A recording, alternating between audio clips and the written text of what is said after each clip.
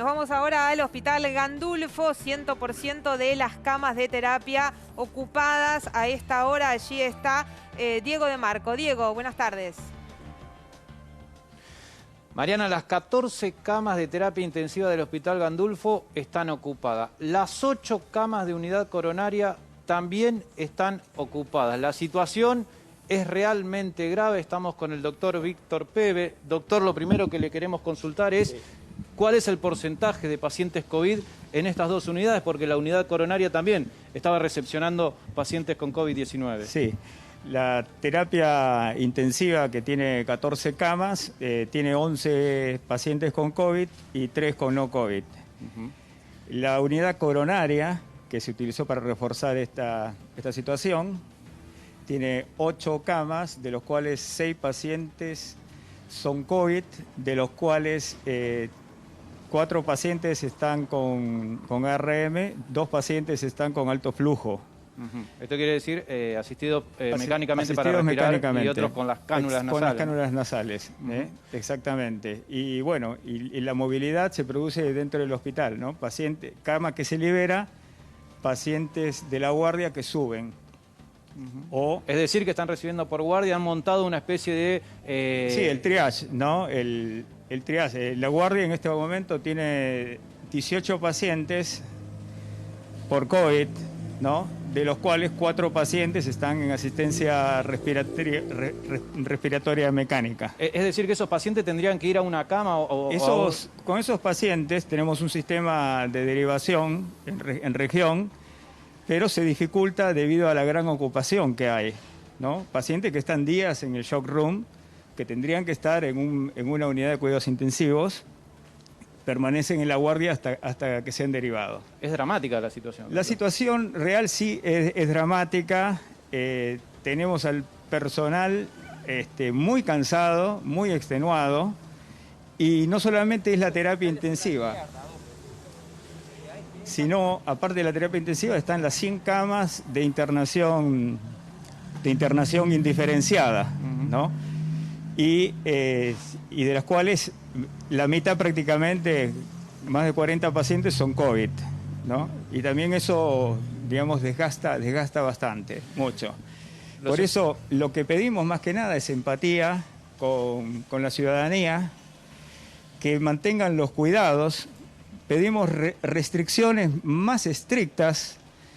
Yo creo que no alcanza, si bien la escolaridad se vio asociada a un incremento de números en forma exponencial, porque también sigo ese dato, ¿no?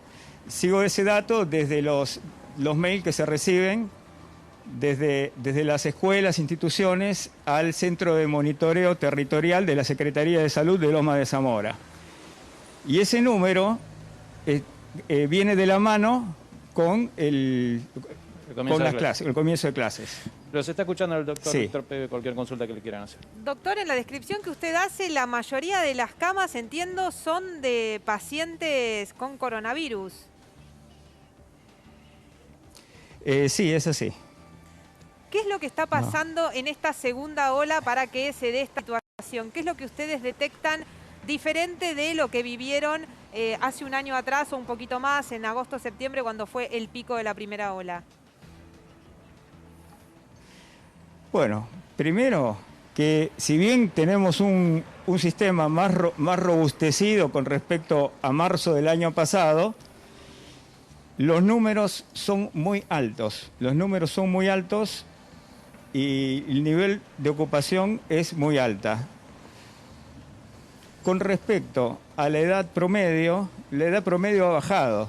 Tenemos una media de 59 años de los pacientes ingresados en la guardia en este momento, ¿no? Y después, lo segundo es que el RO, es el número reproductivo básico, es superior a la cepa anterior. ¿Qué significa esto? El número reproductivo básico es la capacidad que tiene un virus de contagiar a determinada cantidad de personas. El sarampión contagia a 14 personas, el coronavirus del año pasado contagia a 4 personas y esta cepa parece que contagia a más personas. ¿Y esto por qué es así? Si uno ve, y les hablo por los datos de Lomas de Zamora, que son los que conozco, ¿no? El número comenzó con el comienzo de clases en 500 casos y cuando se cierra, 2.200 casos.